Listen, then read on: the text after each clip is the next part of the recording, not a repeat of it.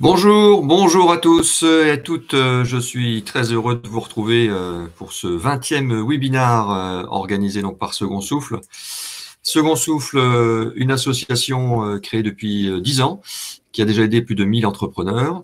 3300 bénévoles sont aujourd'hui chez nous pour aider tous ces entrepreneurs en difficulté et à rebondir. Et nous avons une antenne de plus par rapport au mois dernier. Nous avons 19 antennes en France métropolitaine et outre-mer et territoire. Donc nous accueillons ce mois-ci l'île de la Martinique. L'association qui est donc reconnue d'intérêt général. Et donc je vous invite tous à aller voir le site secondsouffle.fr. Ce webinaire, donc comme d'habitude, avec la plateforme Livestorm. Donc, je répète pour ceux qui n'ont pas l'habitude, sur le côté droit de votre fenêtre, vous avez deux onglets, un chat et un question. C'est là où vous posez vos questions, et le chat, c'est pour discuter entre vous ou entre nous même. Posez votre question, le bouton est en bas. Vous pouvez voter aux questions des autres si vous les trouvez pertinentes, et on répondra aux meilleures questions. Donc, cliquez dessus. Attention, si vous recliquez une deuxième fois, vous annulez votre vote. Petit problème technique, il y a un lien également. Voilà. Bon, notre japonais, notre Nicolas Doucerin à nous, il est avec nous. Alors, pourquoi j'ai mis là une photo du Japon? Tout simplement parce que le peuple japonais est certainement le peuple le plus résilient au monde. Et c'est tout le sujet d'aujourd'hui avec Nicolas Doucerin. Bonjour Nicolas.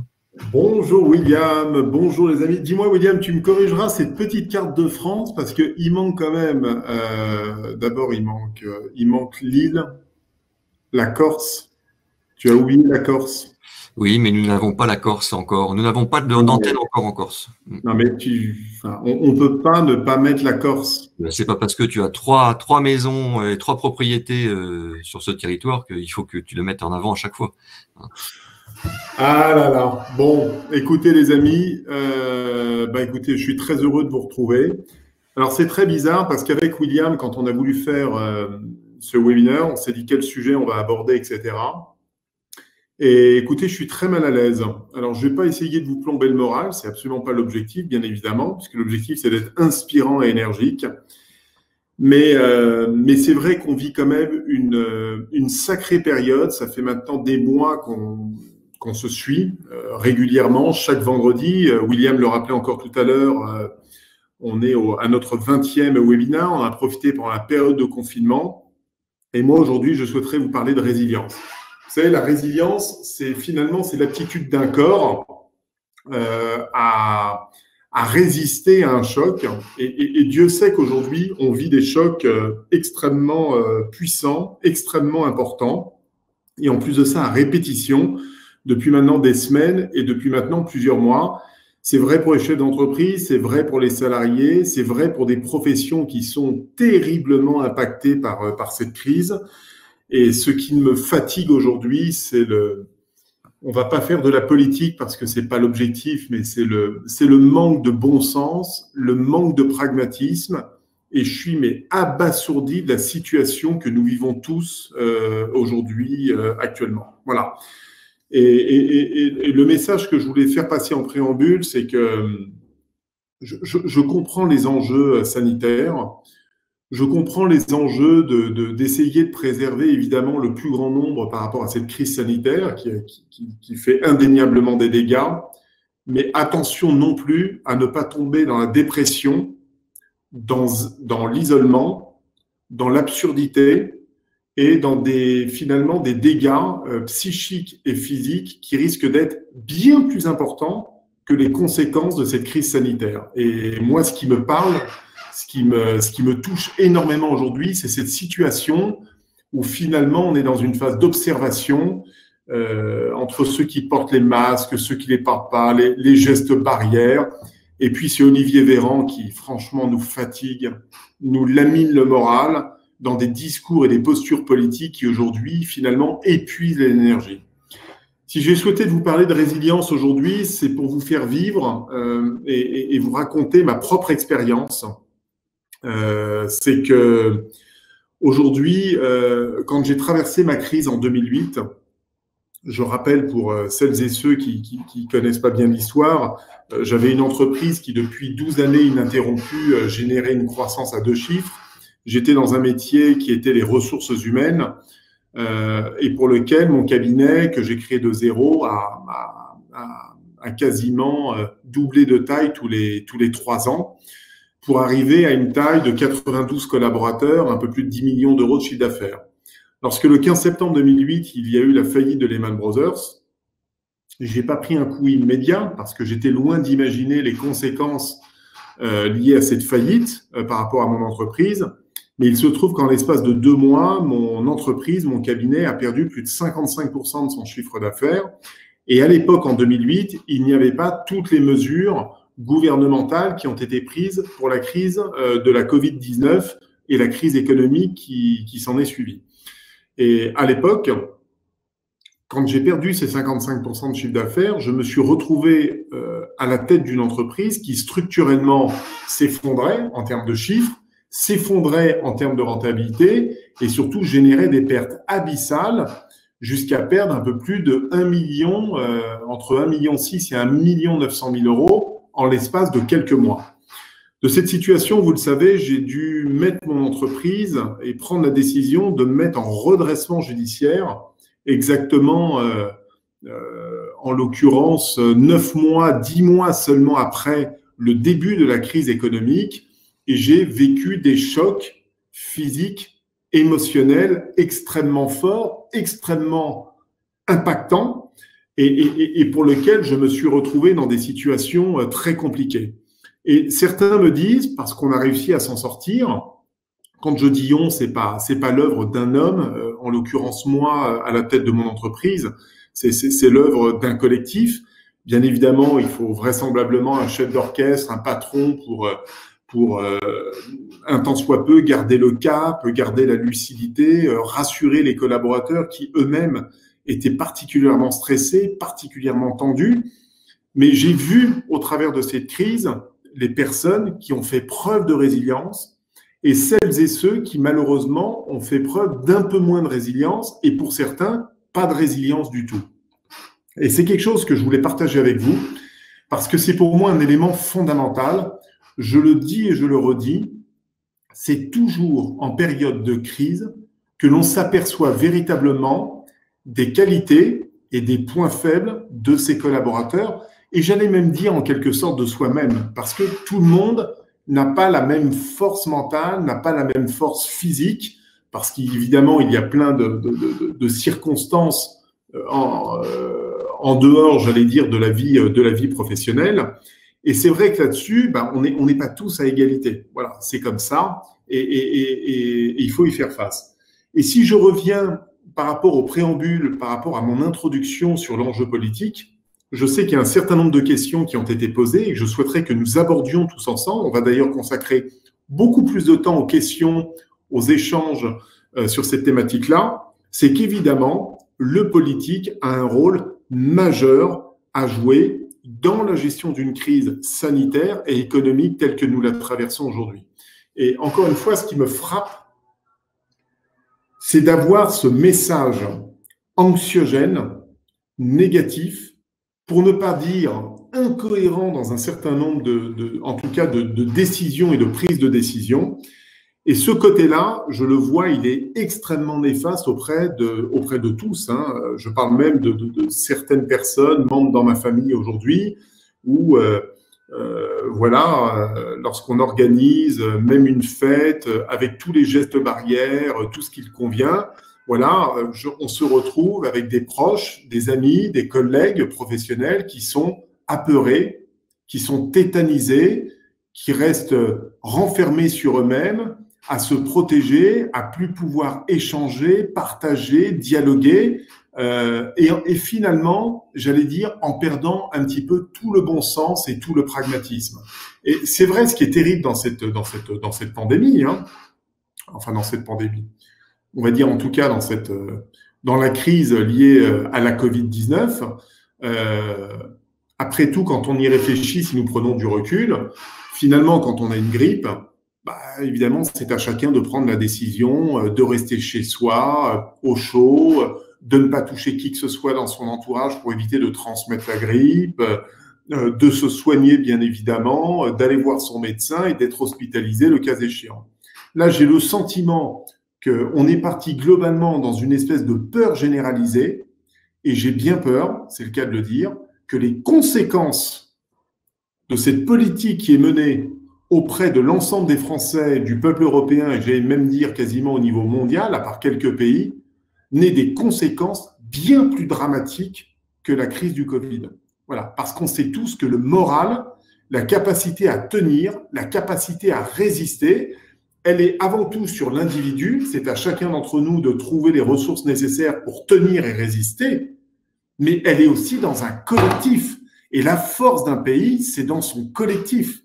Et là-dessus, c'est non pas faire preuve de résilience qu'il va nous falloir, c'est qu'à un moment donné, il va falloir se réveiller et commencer à faire bouger les lignes collectivement, parce que je trouve qu'il est très dangereux de s'enfermer dans une espèce de grande dépression globale. Voilà, c'est mon analyse. J'aimerais bien avoir votre retour. Peut-être que vous direz, mais Nicolas, tu as complètement tort. Mais comme on est sur des sujets tabous, avec des débats qui sont sur tous les plateaux de télé, de ceux qui sont pour, de ceux qui sont contre. Moi, je dis, je ne suis pas pour ou contre un système. Je suis pour trouver le bon équilibre, de remettre du bon sens, du pragmatisme avec des éléments tangibles pour permettre à tout le monde, à notre système, de vivre finalement correctement et évidemment en prenant soin des plus fragiles. Ça va de soi, bien évidemment. Donc voilà, le sujet est lancé. Il me semble important. Je pense qu'en période de crise, on a besoin de dialoguer, on a besoin de partager. Je vois que vous êtes déjà extrêmement nombreux à nourrir le chat. Alors, je vous rappelle d'ailleurs que vous avez le deuxième onglet en haut à gauche pour vous permettre de poser des questions. N'hésitez pas à dialoguer d'ailleurs entre vous, d'accord, à répondre aux questions et nous allons attaquer dès maintenant cette séquence parce que vous êtes déjà bien nombreux à être à la fois connectés et à poser vos questions. Alors, mon cher William. Oui. Je voulais juste intervenir un petit peu avant parce que j'ai oublié de dire quelque chose lors de l'introduction. La semaine dernière, c'était la journée des 24 heures pour rebondir au féminin. Presque 2000 inscrits sont venus à cette journée et c'était ça tranche, c'est un petit peu la différence en ce que tu disais au début. La semaine dernière, de 10h à 18h30, j'étais devant la webcam, j'écoutais, je regardais les chats.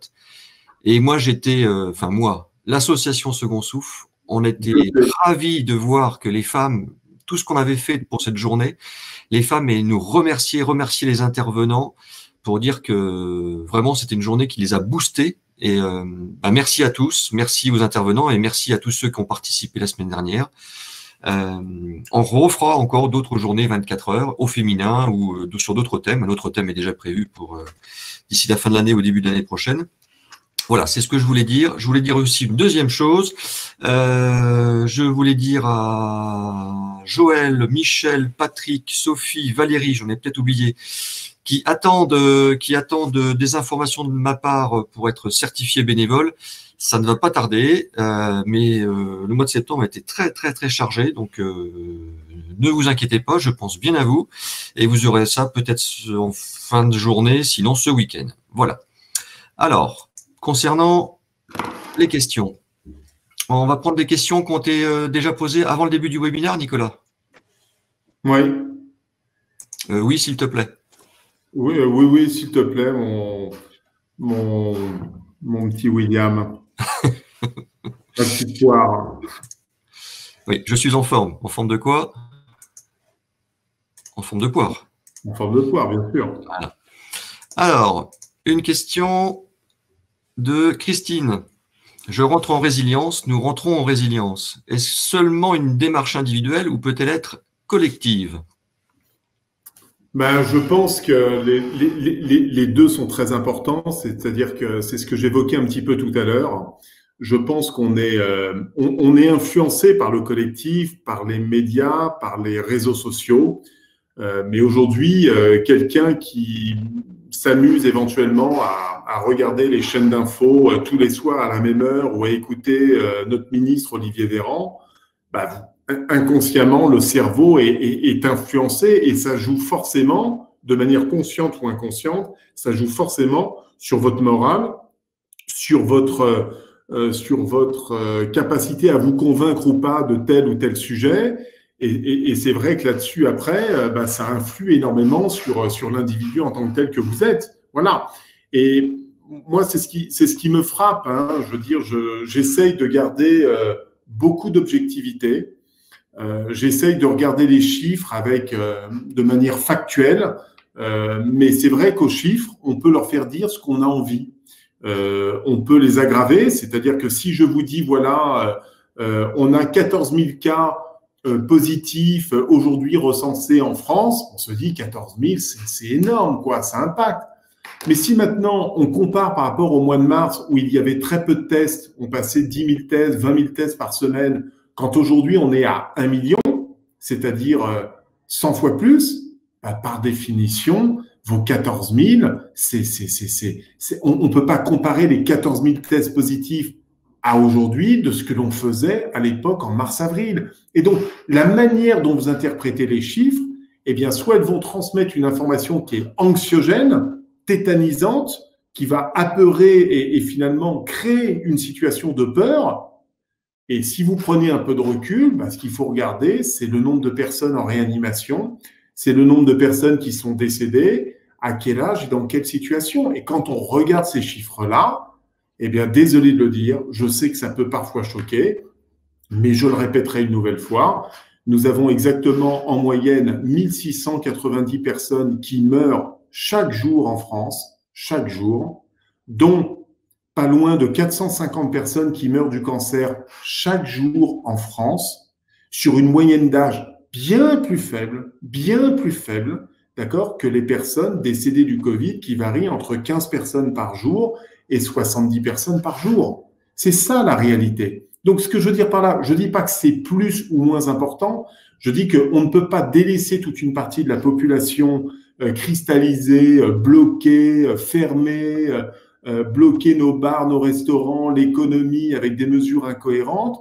pour essayer de préserver un certain nombre de personnes, parce qu'il y a une chose qu'il faut qu'on se dise, c'est que nous ne sommes pas immortels, qu'à un moment donné, on doit tous quitter cette terre, alors, le plus tard possible, dans les meilleures conditions possibles et avec le maximum de dignité possible, bien, c'est bien évidemment, mais encore faut-il prendre un peu de recul par rapport aux chiffres. Il y a 1680 morts tous les jours en France. Donc, imaginez un instant si j'étais à la place de Monsieur Véran et que je m'amusais tous les soirs à vous communiquer le nombre de personnes qui meurent du cancer chaque jour, le nombre de personnes qui meurent des AVC, c'est 45 000 personnes par an, le nombre de personnes qui meurent du cancer, c'est 170 000 personnes par an aujourd'hui, le nombre de personnes qui meurent sur les routes, enfin, vous imaginez, si vous voulez plomber le moral d'un collectif et d'un pays, bah, vous continuez comme ça, puis il n'y a pas de problème. On va tous tomber en dépression, on va tous être isolés. Mon objectif aujourd'hui, ça n'est pas de véhiculer des propos négatifs, c'est au contraire de faire preuve de résilience, de pragmatisme et de bon sens. C'est ce qui nous manque aujourd'hui. Donc oui, c'est important collectivement, mais oui, c'est important aussi individuellement. Et c'est pour ça que chez Second Souffle, on essaye à notre petit niveau d'être inspirant, positif, constructif, pour ensemble tenir, résister et permettre au plus grand nombre de rebondir. C'est ça notre objectif. Bon, mais très bien. Si tu veux être pragmatique, le cancer n'est pas... Les accidents de la route ne sont pas contagieux. Mais bon. Non, c'est vrai que c'est pas contagieux, mais c'est pas moins important en termes de mort. C'est ce que je veux dire par là. C'est plus important. Au début de la crise, on voyait sur les réseaux des gens dire ouais, mais il y a 10 000 morts par an de la grippe. Ah oui, pas grave. 15 jours plus tard, on avait les 10 000 morts, ils étaient déjà dépassés. Après, j'ai vu sur les réseaux sociaux des gens qui disaient, enfin c'était en anglais, qu'il y avait 400 000 morts du paludisme dans le monde. Bah, aujourd'hui, c'est déjà largement dépassé par le Covid. Donc oui, je suis d'accord avec Tom, il fait comme à prendre ses précautions. Voilà. C'est vrai, William, sauf que ce que tu viens de dire là, pour bien connaître le sujet, est faux, et je vais vous en donner la preuve maintenant. C'est que cette année, tu as eu 0 mort de la grippe. Est-ce que vous savez pourquoi? Parce que effectivement, plus de 90% des personnes qui meurent aujourd'hui de la Covid-19 sont d'abord très âgées, sont très malades, et ils ont effectivement récolté ce Covid. Et qu'à un moment donné, il faut bien mourir. Ce que je veux dire par là, c'est que cette année, on a eu 0 mort de la grippe. Et pourquoi? Parce que ce sont des gens qui avaient la grippe, qui ont eu le Covid, et on a coché la case Covid. Donc, on peut faire dire ce qu'on veut aux chiffres sur les 30 000 morts, mais quand on analyse les chiffres de Santé publique France, on les a en détail, hein, tout le monde y a accès au niveau de ces chiffres-là. Mais quand on regarde en détail, ceux qui meurent du Covid, ce sont des gens atteints de cancer, en phase terminale, d'hypertension, de grippe. Et effectivement, il y a un moment donné, ça finit par lâcher parce que le corps, justement, n'a plus toutes les aptitudes pour pouvoir résister. Et à côté de ça, si on veut parler de chiffres aussi, on a plus de 3500 jeunes de moins de 15 ans qui meurent du cancer chaque année en France et qui aujourd'hui, dans un certain nombre de cas, n'ont pas pu aller dans les hôpitaux pour se faire soigner, détecter, et qui, eux, sont en train de mourir. Et je pense que leur disparition n'est pas plus importante ou moins importante que les personnes du Covid. C'est tout ce que je veux dire. Bien. Alors, une question de Jean-Paul. Cette capacité est sans doute propre à chacun. Quels en sont les ressorts et comment les activer si on se sent isolé suite à la défaillance de notre entreprise? Alors ça, c'est très intéressant. D'abord, il y a un élément qui est très important, c'est que quand j'ai été lourdement impacté par la crise, évidemment, quand vous prenez un choc, parce que c'est le principal, le choc, par exemple, de mettre en redressement judiciaire son entreprise, c'est un choc qui est très violent. Généralement, ça peut générer quoi? Ça génère du stress négatif, ça génère de la tension, ça génère de la fatigue, ça génère éventuellement des douleurs, ça génère un sommeil qui va devenir un sommeil finalement de mauvaise qualité. Et toute cette tension accumulée, toute cette fatigue psychique et physique va engendrer derrière chez vous de mauvaises décisions. La résilience, si vous voulez, c'est qu'il y a un moment, il faut du ressort. Il faut aller chercher finalement en soi les ressources nécessaires pour, un peu comme si le corps ou l'esprit était en danger, et aller chercher cette capacité justement à surmonter ce choc extrêmement violent. Moi, ce que j'ai toujours préconisé, c'est évidemment, il faut, quand votre corps vous envoie des signaux faibles, il faut savoir écouter son corps. Et ça, c'est indéniable, il n'y a pas besoin d'avoir fait médecine. Quand vous avez ces tensions, cette fatigue, vous ne pouvez pas tenir et résister si vous ne prenez pas soin de votre corps et de votre esprit. Et je dis bien le corps et l'esprit, puisque les deux sont liés. Donc moi, typiquement, je vais vous dire ce que je faisais. J'ai jamais fait autant de sport qu'au moment où j'étais en crise. Non pas que j'avais plus le temps, parce que c'était pas le cas, mes journées j'étais débordé, j'avais pas le temps, etc. Mais il y a un moment donné, je me suis dit, si le corps et l'esprit lâchent, je ne serai plus en capacité de pouvoir sauver mon entreprise. Et donc, je me suis imposé, comme un rituel, je me suis imposé des temps incompressibles pour aller faire du sport et pour me détendre, pour permettre de reposer un peu le corps et l'esprit, et donc d'être en capacité de mieux résister derrière. Et ça, c'est quelque chose de très important. Je rencontre trop de chefs d'entreprise qui sont en ce moment extrêmement tendus, et encore une fois, c'est pareil, ça se comprend, mais je leur dis à chaque fois, prenez le temps de prendre soin de vous, et notamment, je le mets au niveau de la cellule familiale. On a tendance à délaisser ses proches quand on est en période difficile. D'ailleurs, quand on est tendu, évidemment, on s'énerve. On provoque généralement des tensions, ce qui peut être dans le couple, dans la famille, sur lequel finalement votre entourage ne comprend pas forcément, j'allais dire, la proportion des propos qui peuvent parfois dépasser un petit peu votre pensée. Et sur lequel, quand vous commencez à perdre un peu vos moyens, c'est là où il faut prendre un petit peu de recul, parce que sinon, vous allez engendrer encore plus de problèmes, plus de difficultés, et vous n'allez faire que vous enfoncer alors que l'objectif, c'est de stabiliser pour ensuite remonter la pente. Et ça, c'est le corps et l'esprit.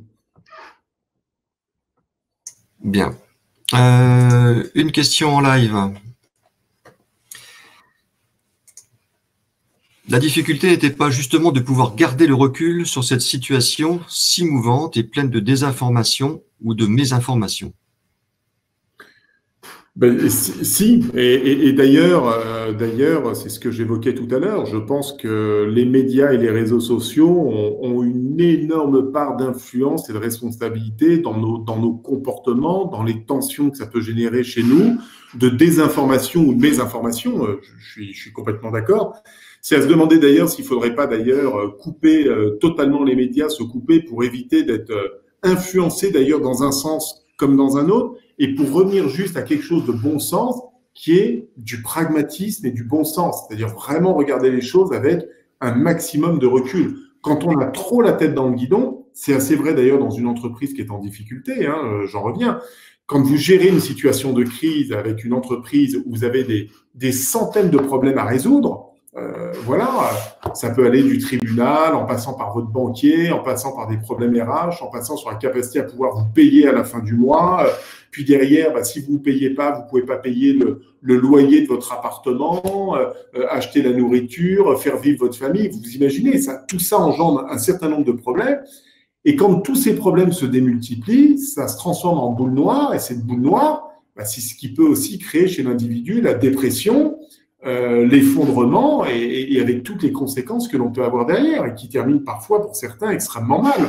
Donc il faut pouvoir avoir cette faculté de prendre du recul et donc il faut encore une fois, il faut se couper parfois de l'information pour éviter d'être mésinformé ou désinformé et revenir à du bon sens. Je crois que c'est vraiment le maître mot, c'est de revenir à du bon sens.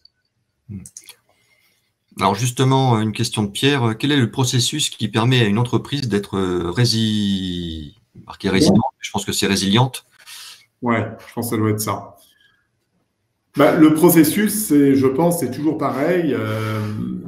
Moi, ce que j'essayais de faire, alors ça dépend vraiment de la taille de l'entreprise. Je sais qu'il y a beaucoup de patrons de TPE, d'autres de PME ou de plus grandes entreprises. Évidemment, quand vous êtes tout seul dans votre entreprise, en statut auto-entrepreneur par exemple, si vous êtes 2, 3 ou si vous avez une PME de 10, 20, 30 ou 40 salariés, évidemment, ça n'est pas tout à fait le même processus. Je dirais que c'est toujours pareil. Il faut absolument que le chef d'entreprise ou l'équipe dirigeante, et si on descend dans une entreprise qui a plus de salariés ou les managers, soient accompagnés, aidés pour leur donner tous les moyens et les outils nécessaires à prendre du recul, à avoir le juste niveau d'information pour créer au niveau du collectif, j'allais dire, une ambiance plus saine, plus positive, plus constructive. Et je pense que le phénomène de résilience, c'est encore une fois cette capacité à absorber et finalement à se surmonter. On n'a pas tous ces mêmes qualités. Et c'est pour ça que je crois énormément à la force du collectif. Encore faut-il, c'est un peu comme si on était dans un bateau en pleine tempête. Voilà, imaginez qu'on est sur un bateau, on a des creux de 8-10 mètres, on est 30 à bord. Si vous avez un capitaine qui commence à vous dire c'est très mal barré, les vagues sont énormes, là on a mesuré 8,50 m, hier c'était 9,80 m, avant-hier c'est 10,20 m, etc. Vous avez plus tous, on saute tous à la mer et puis on va au fond de l'océan. Si à l'inverse vous avez un capitaine qui vous dit écoutez voilà, la mer est compliquée, il y a des creux, mais ce bateau a été élaboré pour passer des vagues de 15 mètres, on a de quoi résister, ce qu'il faut c'est qu'on travaille de manière coordonnée, chacun à son poste, et qu'on maintienne le cap, si vous voulez, vous n'avez pas le même résultat en phase finale. Et c'est là où on voit que c'est très important, c'est-à-dire que je pense que le dirigeant ou l'équipe dirigeante sociétale, entrepreneuriale, extrêmement importante dans la gestion de crise. Extrêmement importante. C'est valable à tout niveau, c'est valable pour nos politiques qui nous gouvernent là-haut, mais c'est valable aussi pour chaque entrepreneur à la tête de son entreprise. Alors, pour poursuivre sur le même sujet, il y a JD Jean-Dominique peut-être. Au-delà des constats sur les médias et les discours anti-oxygènes, que faire en entreprise quand le climat est lourd et pesant et les critiques face à la direction sont faciles et à rebours? La direction n'a pas fait ci ou n'a pas fait ça. Comment inciter les salariés à aller de l'avant? Alors moi, j'ai une petite méthode là-dessus que j'ai appliquée parce que je l'ai vécu. Hein, donc, quand j'étais à la tête de mon entreprise et en pleine crise économique, c'est vrai que la critique est facile. Et encore une fois, on ne peut pas tout critiquer. Et au même titre, je le dis en toute franchise aussi, le gouvernement a pris aussi parfois de très bonnes mesures. Là où je pose plus le problème, c'est sur la communication globale très anxiogène. Voilà, je dis juste que quand on est en crise, ça ne sert à rien. Voilà. Je le répète, je l'ai déjà dit dans ces webinaires d'ailleurs sur des sujets bien précis. Quand vous avez une entreprise qui est en redressement judiciaire comme l'était la mienne, que vous perdiez à l'époque 350 000 euros par mois, qu'on était obligé de licencier la moitié des collaborateurs, je me suis astreint à faire une communication précise chaque vendredi de 15 minutes à la fin de chaque semaine. Et bien évidemment, je ne faisais pas comme notre ministre, c'est-à-dire je ne communiquais pas sur le montant des pertes, on va droit dans le mur, on va tous se planter. Non, j'essayais de positiver les 2-3 actions positives que nous avions eues au cours de la semaine. Pourquoi ? Parce que mon objectif, c'était pas de mentir à mes collaborateurs, c'était de leur dire oui, la situation est difficile, mais elle n'est pas insurmontable. Il n'y a que 2% des entreprises qui s'en sortent. Nous ferons partie de ces 2%. Et la voie que je vous propose, c'est celle-là. Et je terminais à chaque fois mes discours par 1 ou 2 messages positifs le vendredi soir. Pourquoi ? Parce que je voulais que chaque collaborateur qui reparte dans son domicile et son environnement puisse repartir avec 1 ou 2 points positifs pour lui permettre de passer le moins mauvais des week-ends. Parce que si c'est ajouter de la tension à la tension, si c'est être négatif pour négatif, derrière, quand vous arrivez dans votre environnement familial, vous êtes tendu, vous êtes stressé, vous vous engueulez, vous créez encore plus de tension et le lundi matin, c'est encore pire. Donc, par rapport à cette situation, je sais que c'est compliqué, mais mes préconisations, c'est d'avoir un discours qui soit le plus simple et le plus clair possible. Ça, c'est le premier point. C'est communiquer sur des éléments, j'allais dire, positifs. Toujours essayer de trouver la bonne nouvelle. Même quand la situation semble désespérée, trouver le petit point positif. Ça peut être tout simplement un collaborateur exceptionnel qui s'est dévoué toute la semaine pour sortir un produit qui n'était pas sortable et qu'on a pu faire, eh bien, c'est le mettre en valeur. Voilà, il n'y a pas besoin d'aller chercher des choses tout simplement miraculeuses. Et le troisième élément, et c'est une faute majeure que l'on a trop souvent d'ailleurs en communication de crise, c'est de donner du sens à chacune de nos actions. Voilà. Donc, quand on prend une décision, même si elle n'est pas partagée par 100% de l'effectif, ce qui est toujours un élément un peu compliqué, eh bien, par exemple, il faut communiquer et donner du sens. Je vais vous citer un exemple que j'ai fait. Il y a un moment donné, quand mon entreprise n'avait plus de cas, j'ai voulu aller préserver 2 salariés. Et en fait, je distribue à l'époque, j'avais 92 salariés, j'avais ce qu'on appelle des tickets restaurants, comme vous connaissez tous. Voilà. Et vous savez que quand une entreprise donne des tickets restaurants à ses salariés, ça devient ce qu'on appelle un droit acquis. Vous l'avez donné, vous n'avez plus le droit de revenir dessus. Durant la crise, où j'étais au bord de la faillite, avec un fort risque de redressement judiciaire, j'ai pris la décision, à un moment, de supprimer tous les tickets restaurants de mes salariés. Pourquoi ? Parce que les tickets restaurants me coûtaient à l'époque pas loin de 5 000 euros par mois. On n'avait plus de trésorerie. Et pour avoir les tickets restaurants, il fallait sortir 5 000 euros par mois. Ces 5 000 euros m'ont permis de préserver 1 salarié et demi. D'accord ? Et c'est comme ça que je l'ai communiqué auprès des salariés. C'est-à-dire que je suis allé voir mes collaborateurs, je leur ai dit, écoutez, voilà, vous avez des tickets restaurants. Je sais que c'est un droit acquis. Et j'aimerais aujourd'hui vous proposer de suspendre les tickets restaurants durant la crise pour permettre d'éviter de sortir 5 500 euros à la fin de chaque mois et donc d'éviter derrière un licenciement et demi. Je sais que c'est interdit, mais je suis prêt à prendre le risque et pour sauver 1 emploi et demi, ça me semble une mesure importante. Et en contrepartie de l'effort que je vais vous demander, je vais vous mettre à disposition, ce qui était interdit avant, 3 micro-ondes pour vous permettre de venir avec vos plats, de les chauffer. Je vais vous autoriser à manger dans les locaux alors que c'était interdit avant parce qu'on voulait garder un certain standing et pas avoir des odeurs de nourriture, etc. Mais voilà comment j'ai procédé. J'y suis allé avec du bon sens, du pragmatisme, et c'est l'intérêt général de l'entreprise qui a primé sur tout le reste, et même la loi. Eh bien, je n'ai eu aucune contestation. Ils ont tous accepté, et au final, ça s'est très bien passé. Voilà. Alors, pour aller dans la même idée dans le même sens que la question de JD, est-ce que tu pourrais y répondre, mais pour une entreprise indépendante, un salarié, une micro-entreprise, un auto-entrepreneur? Alors, quand on est micro-entrepreneur, ce qui est très compliqué, c'est ce que l'on appelle aussi, ça arrive aussi dans les plus grosses structures, je vous le rassure, ça arrive aussi de parler de ce qu'on appelle la solitude du dirigeant. Là, il n'y a pas 36 000 solutions, les amis. William vous a donné un exemple fantastique tout à l'heure. Je n'ai pas pu suivre l'intégralité des 24 heures de la semaine dernière. Par contre, j'ai participé à un petit module avec une femme remarquable qui s'appelle Victoria Benaïm. C'est entourez-vous, et je le dis et je le redirai encore, entourez-vous de gens positifs autour de vous. Voilà. C'est encore plus vrai en période de crise. Coupez les négatifs. N'allez plus échanger avec les personnes négatives. Entourez-vous d'entrepreneurs, de personnes positives, dynamiques, inspirantes.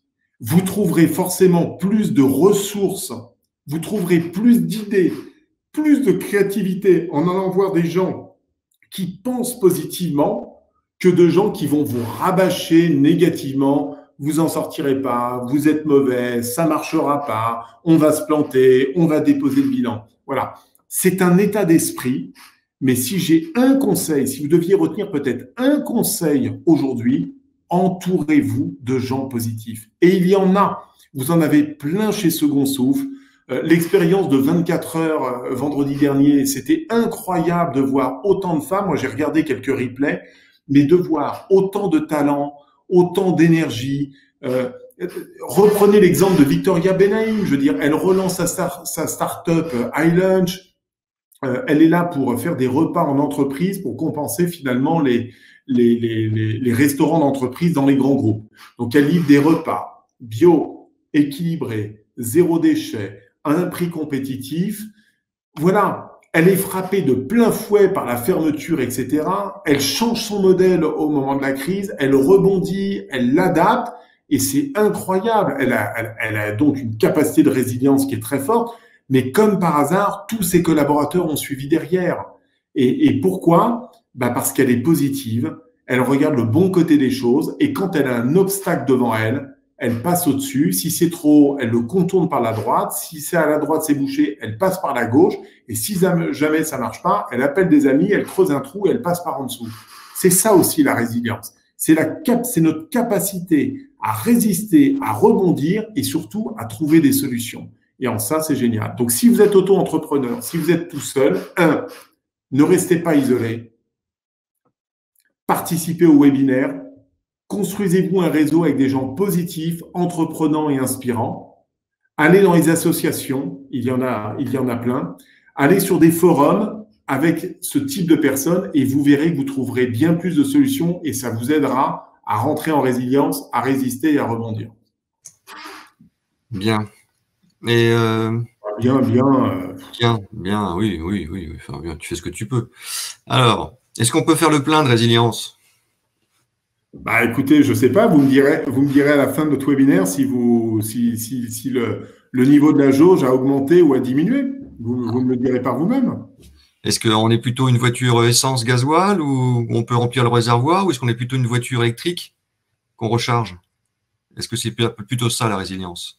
Ouais, moi, c'est l'hydrogène, William. L'électrique, c'est dépassé. Toi, tu es quelqu'un de gazeux, toi. Ouais. Alors, une question de notre Napoléon à nous, Monsieur Xavier, qui nous dit: Nicolas, penses-tu que les surprotections sociales en France sont un frein à la résilience des individus? C'est une évidence absolue. Évidemment, j'espère, mon cher Xavier, ne pas te choquer. Évidemment. Évidemment que la surprotection est catastrophique.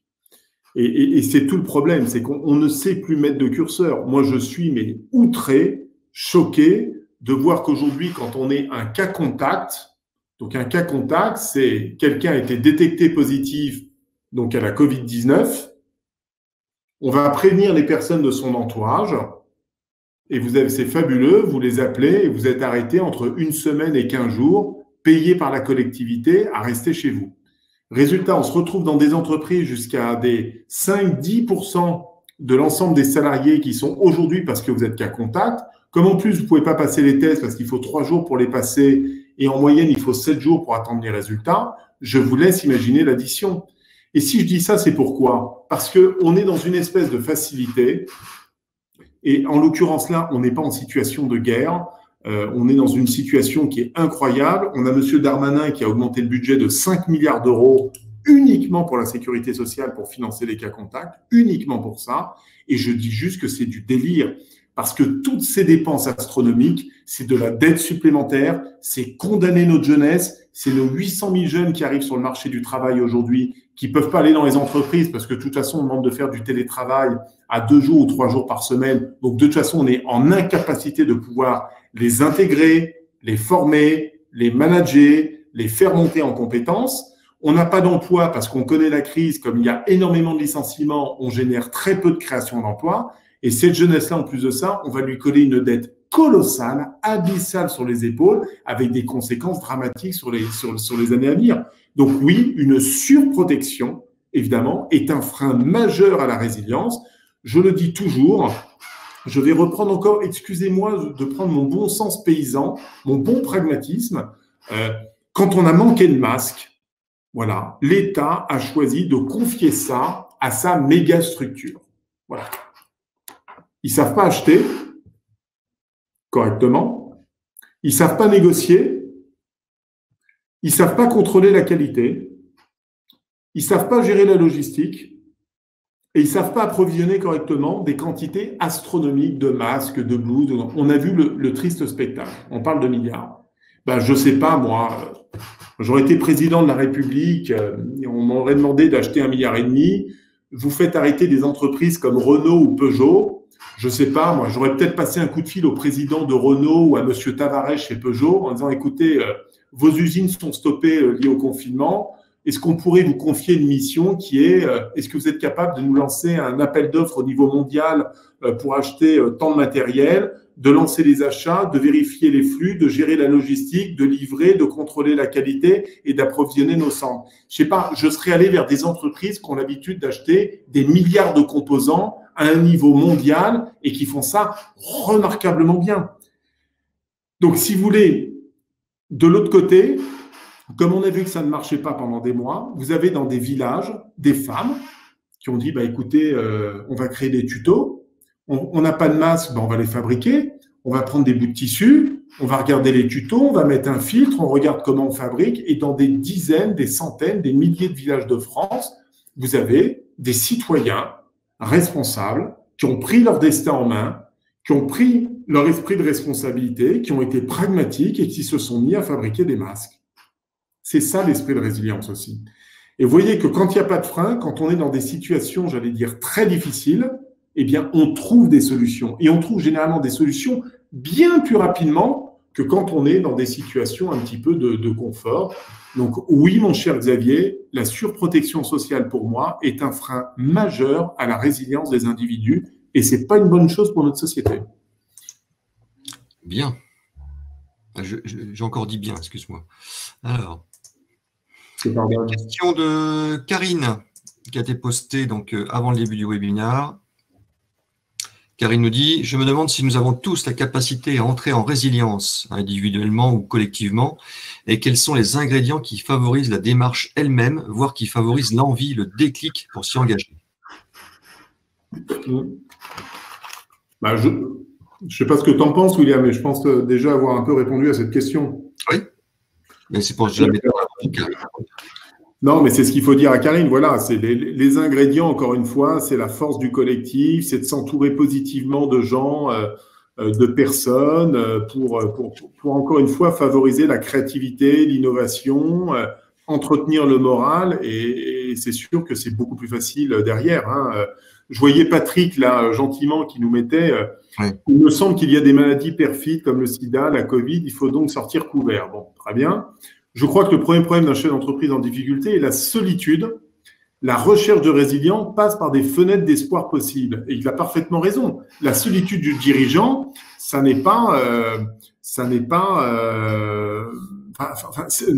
une réalité. Parce que quand on est submergé par les problèmes, on n'arrive plus à sortir la tête de l'eau et au final, on perd toute objectivité. Donc, le seul moyen de ça, c'est de savoir encore s'entourer. On a, tu le sais, William, j'ai fait tout un webinaire sur le sujet, sur le dirigeant, peu importe la taille de l'entreprise, peu importe qui soit, c'est savoir s'entourer. C'est pas par 10 personnes, mais si déjà vous avez un mentor, un coach, un référent, un ami, un bon ami, un conseil capable de vous challenger, de dialoguer avec lui, de confronter vos idées pour éviter d'être seul à prendre la décision sur tout et surtout en permanence, eh bien déjà, vous allez rompre l'isolement et vous trouverez sans doute de bien meilleures réponses à vos problèmes posés. Et vous ferez moins de bêtises aussi. Une question de Sophie qui nous dit « Pourriez-vous nous raconter comment vous avez relevé la tête dans les années difficiles? Qui ont été les professionnels ou autres qui ont compté pour vous ?»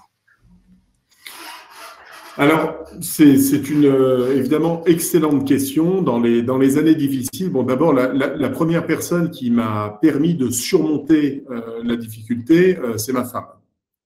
Je le dis, je le redis. Mon épouse a été, et de loin, le meilleur recrutement que j'ai pu réaliser. Je parle de recrutement parce que j'étais dans le métier du recrutement. Mais j'ai une femme qui a été à la fois très, très à l'écoute, qui a compris, qui a absorbé mon stress aussi, parce que j'avais du mal à gérer parfois un peu mon stress et la tension, et donc c'était pas toujours facile à la maison. Et elle a su remarquablement faire ça. Elle a été jusqu'à laisser son job pour venir m'aider bénévolement dans l'entreprise, pour aider à sauver l'entreprise, parce qu'il y avait évidemment des enjeux majeurs, ça représentait l'essentiel des revenus du couple, mais elle l'a fait. Elle a mis entre parenthèses son job pendant 18 mois pour aider mon entreprise à s'en sortir. Voilà. Et ça a été la première. Après, ça n'a pas été le seul ingrédient. Les autres ingrédients, en l'occurrence pour moi, ça a été 2 personnes en plus. Ça a été mon conseiller juridique, fiscaliste, que je voyais tous les mois, qui m'a aidé à prendre du recul, qui m'a aidé à prendre les décisions et qui m'a mis en relation avec les bonnes personnes pour préparer le redressement judiciaire et ensuite le rebond. Voilà. C'est vrai qu'avant d'aller en redressement judiciaire, quand on m'a dit qu'il fallait que je me mette en RJ, d'abord, je rappelle qu'un dirigeant n'est absolument pas formé sur ce sujet-là. Voilà, c'est très abstrait. On ne connaît pas finalement ses droits et ses devoirs. C'est très compliqué. Et il m'a mis entre les mains d'un administrateur judiciaire, d'un conseiller externe, expert dans les mises en redressement judiciaire, pour finalement me former, comprendre rapidement, savoir ce que j'avais le droit de faire, de ce que je n'avais pas le droit de faire. Je me souviens un exemple, j'avais à l'époque un compte courant, puisque je laissais mes bénéfices dans l'entreprise d'année en année, et j'ai dû à un moment donné arrêter de me payer, parce que l'entreprise n'avait plus les moyens. Et je m'étais dit, avant d'aller en redressement judiciaire, comme on m'a dit que toutes les dettes allaient être gelées, je me suis dit, est-ce que je ne peux pas tout simplement retirer une partie de mon compte courant? Typiquement, je n'aurais pas eu ces conseils, j'aurais peut-être fait cette faute et j'aurais été condamné plus tard pour faute de gestion, parce qu'évidemment, c'est strictement interdit. Mais je ne le savais pas forcément, c'était pas en moi. Pour moi, c'était de l'argent que j'avais gagné, j'ai payé de l'impôt, c'était dans l'entreprise. Pour moi, j'avais le droit quand même de le retirer, sachant que je n'avais pas de chômage derrière, je n'avais rien du tout. J'ai évité de faire cette erreur parce que justement, j'ai été bien conseillé. Donc, vous voyez, un élément familial et plein d'autres à côté qui m'ont aidé. Mes sœurs m'ont aidé, mon beau-père, mon père, ma mère, dans une moindre mesure, mais m'ont aidé. Donc, on va dire la cellule familiale et 2 conseils à mes côtés pour m'aider à garder la tête hors de l'eau, finalement, à dédramatiser la situation de crise et surtout se mettre tout de suite en situation de rebondir après la crise. OK. T'as vu, j'ai pas dit bien. J'ai dit OK. Alors, Tu progresses. une question de Marie-Ève. Nicolas, pouvez-vous parler du service de prévention des tribunaux de commerce? 80% des entreprises qui y font appel s'en sortent. Contre le service de traitement, 20% des entreprises s'en sortent. Merci à vous. Oui, alors ça, c'est un sujet, je ne suis pas un expert aujourd'hui, mais c'est vrai qu'aujourd'hui, on fait beaucoup de prévention. C'est un gros sujet qu'on a traité d'ailleurs avec notre ami Xavier. C'est vrai qu'aujourd'hui, tous les tribunaux, et notamment liés à cette crise-là, ont mis en place des numéros verts qui vous permettent d'abord d'aller rencontrer les professionnels dans les tribunaux, ce qui n'existait pas aussi facilement en 2008. Je le répète, donc vous voyez, on apprend des crises aussi. Mais c'est vrai qu'aujourd'hui, vous avez des numéros verts. Vous pouvez prendre rendez-vous de manière confidentielle pour exposer la situation de votre entreprise sans être jugé, sans être… voilà, l'objectif, c'est de rentrer dans de la conciliation et de trouver des solutions. Mais encore faut-il ne pas y aller trop tard. Et ça, c'est un autre problème. C'est Karine, non non, c'est Marie. Ah non, c'est Marie-Ève. Marie-Ève. Encore faut-il ne pas arriver trop tard auprès des tribunaux. Et souvent, le dirigeant, quand il a trop la tête dans le guidon, qui ne prend pas assez de hauteur et de recul, je ne vais pas revenir sur ce que j'ai dit au début, eh bien, il arrive trop tard au niveau du tribunal. Et quand vous arrivez trop tard, bah après, c'est extrêmement compliqué de s'en sortir. Donc, anticipez, prenez les devants. Si vous voyez que vous arrivez vers une situation qui va vraiment se tendre, n'attendez pas et anticipez. C'est le maître mot. Alors, je précise aussi peut-être qu'elle parlait aussi de la santé des dirigeants, des chefs d'entreprise, et pour cela, il y a l'APESA. Exact.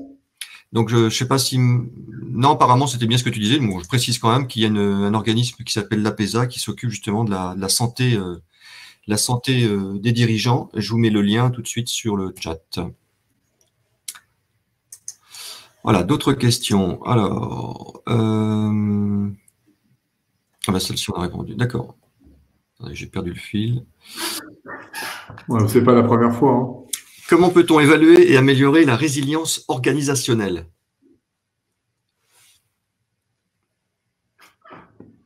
Je dirais, moi, il n'y a pas d'indicateur en tant que tel, si vous voulez, qui permet de mesurer, de graduer, etc. Moi, je fais partie des gens qui ont plutôt moi, je suis plutôt un intuitif, donc je sens plutôt les choses sur un collectif, sur les individus, sur des regards. Ça dépend aussi de la taille de l'entreprise. Si on commence à parler de résilience organisationnelle, quand on est en gestion de crise, il faut bâtir une cellule de crise, c'est impératif, d'accord ? Il faut avoir des relais, ce qu'on appelle des relais managériaux. C'est indispensable, indispensable. C'est-à-dire que on sait que naturellement dans une entreprise, il y a plus de gens négatifs que de gens positifs. Il y a plus de gens qui poussent, il y a moins de gens qui poussent et plus de gens qui reculent. Donc l'idée, c'est un peu comme une maille, c'est-à-dire il faut déceler dans votre organisation, donc il faut que ce soit adapté évidemment à la taille de l'entreprise, c'est de déceler les relais positifs, constructifs, qui ont peut-être une capacité de résilience beaucoup plus forte. Voilà. Les réunir à rythme régulier, que vous ayez le juste niveau d'information, les bons outils, la bonne méthode, pour que les relais managériaux s'opèrent sur le terrain et que l'ensemble de l'entreprise avance correctement. Bon, voilà, je vois pas d'autre solution. Il n'y a pas de métrique en tant que telle. Après, il faut le mesurer, évidemment, par les retours de vos relais, par vos propres perceptions des événements et de l'évolution de la situation. Une dernière question. Si tu veux. C'est Sandra qui rebondit sur l'auto-entrepreneur. Vous dites ne pas rester seul. Est-ce qu'il ne faut pas rester seul en début d'entreprise ou tout au long d'une vie d'entrepreneur? Alors, je vois peut-être un peu le sens de la question, Sandra, c'est que quand je dis ne pas rester seul, je peux concevoir qu'un entrepreneur décide d'avoir sa structure, de rester seul, j'allais dire, entre guillemets, en tant que salarié, ça, je le conçois très bien, parce que pas forcément envie d'avoir des charges à côté, ou une activité trop dense aussi. Ça dépend évidemment de votre moteur, de la motivation de chacun. Ça, je le comprends. Mais quand je dis seul, on peut être auto-entrepreneur et ne pas être seul du tout, hein. Je vais vous donner des exemples très concrets. Ne pas rester seul, par exemple, c'est prendre un espace de coworking qui coûte 150 à 300 euros par mois, avec au milieu de 15 startups. Vous restez seul dans votre projet entrepreneurial pour vous, mais vous êtes à bord d'un collectif dynamisant, énergisant, inspirant, sur lequel vous pouvez passer du bon moment, partager des moments de pause, de détente, de réflexion et d'analyse. C'est ne pas rester seul, c'est pas forcément seul dans son entreprise, c'est l'écosystème que vous mettez autour pour finalement toujours garder la pêche, trouver des solutions, des idées. Et plus votre écosystème est large, plus vous trouverez de solutions et moins vous serez isolé. Ok, Nicolas, merci. Xavier en a profité pour mettre un lien pour une précommande d'un nouveau livre qui sortirait le 22 octobre. C'est vrai? C'est vrai, oui. Et c'est vrai? Oui. Mais c'est vrai. Ben oui, ça y est, je l'ai reçu hier, William. Il est beau.